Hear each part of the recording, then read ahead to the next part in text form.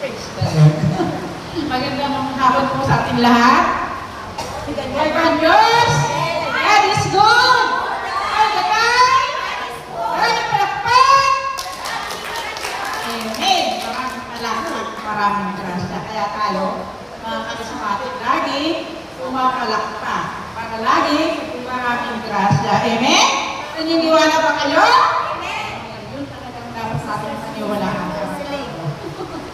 Dahil totoo naman talaga yun. Amen? Binimagi ng ating talagang mahaba. Bigay niya rin sa akin ang mahabang pagsasalita. Ano sabihin na sa akin? Nagdabili ko pa ng aking pagkakala. Amen? Purihin natin ang ating Panginoon. So, makikita mo po doon sa pagbasa na talagang itong si Juan Bautista ay may mga alagad. So, nagliling po din sa kanya. Sumusunod din sa kanya. Ano yung sabihin ko sa kanya? Sabihin niya sa mga alagad niya, sinusunod siya.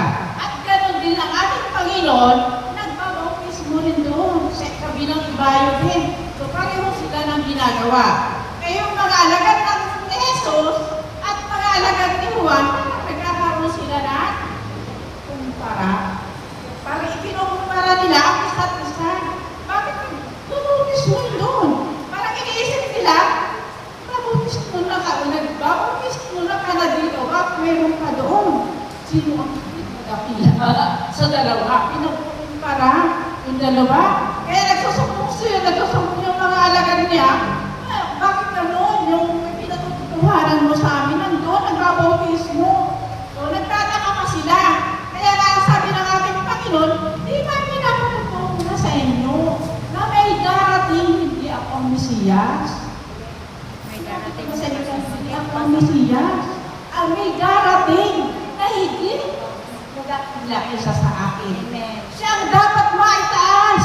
Hindi ako. Kailangan lang, yan lang ako sa mababa lang ako. Yun ang inaano ng ni Juan Bautista sa kanyang mga alagad. Na si Juan Bautista, nakikita mo, napuno siya nung marinig na yun, na nandyan na ang Panginoon na nagpapautismo, napuno siya ng kagalakan. Amen?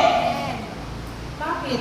Kasi naganap na yung kanyang sinabi. Yung mensahe niya sa mga alagad, na kahit hindi nila tinatanggap, na